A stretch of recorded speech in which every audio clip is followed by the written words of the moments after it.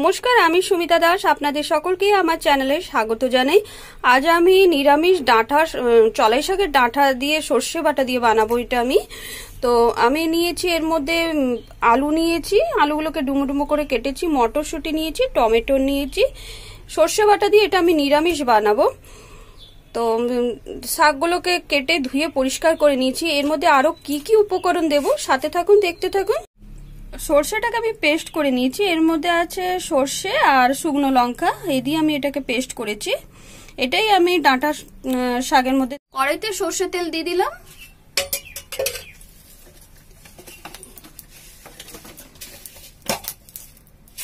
তেলটা গরম হচ্ছে, এবার আমি 5 ফোড়ন দিয়ে দেবো।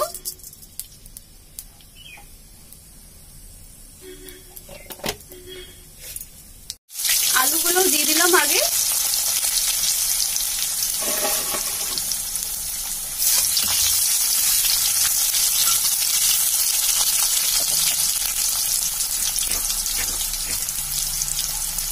আলুগুলো একটু ভাজা হওয়ার পর আমি এটার মধ্যে ডাঁটা শাকগুলো দিয়ে দেবো।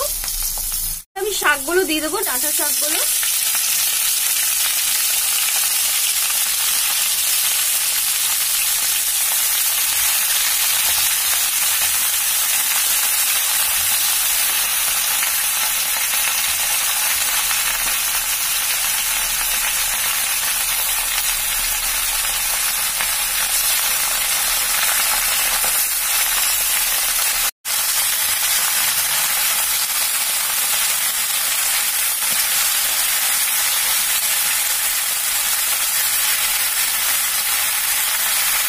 স্বাদ অনুসারে লবণটা দিয়ে দেবো এর মধ্যে।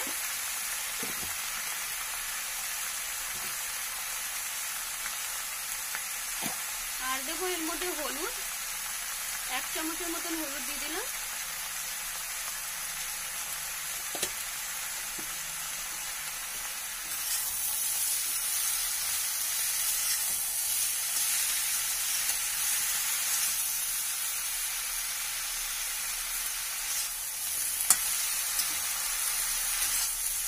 দিয়ে ভালো করে নাড়াচাড়া করে নেবো এটা।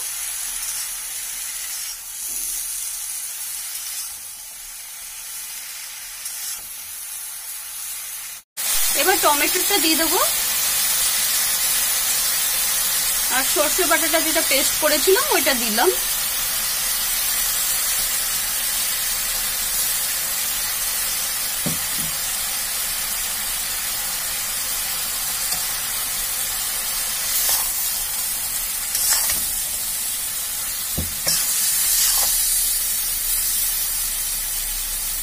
দিয়ে ভালো করে এটা নাড়াচাড়া করে নেব।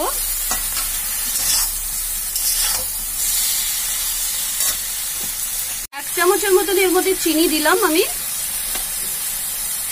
এবার জলটা দিয়ে দেবো। ভালো করে এটা নাড়াচাড়া করে নেব।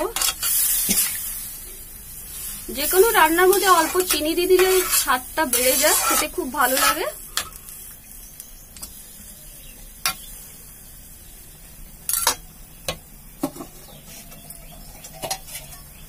এবার কিছুক্ষণের জন্য ঢাকা দিয়ে রেখে দেবো।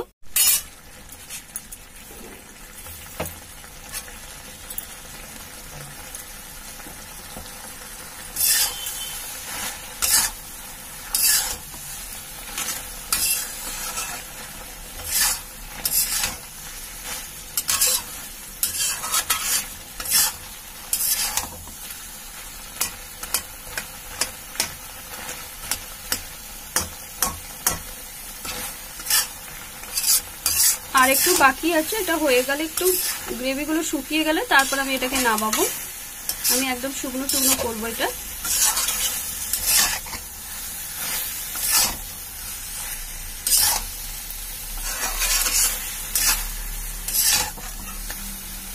নিরামিষ সর্ষে বাটা দিয়ে চলাই শাকের ডাঁটা হয়ে গেছে। এবার আমি এটাকে নামিয়ে নেব। আমার এই রেসিপিটা যদি আপনাদের ভালো লাগে তাহলে একটা লাইক করে দেবেন।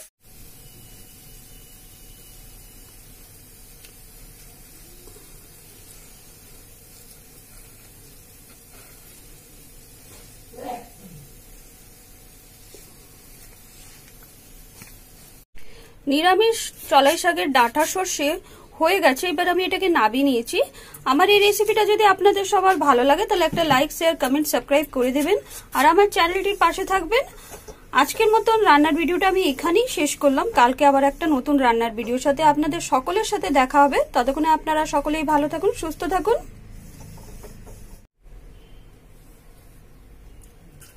এই তো ভালো।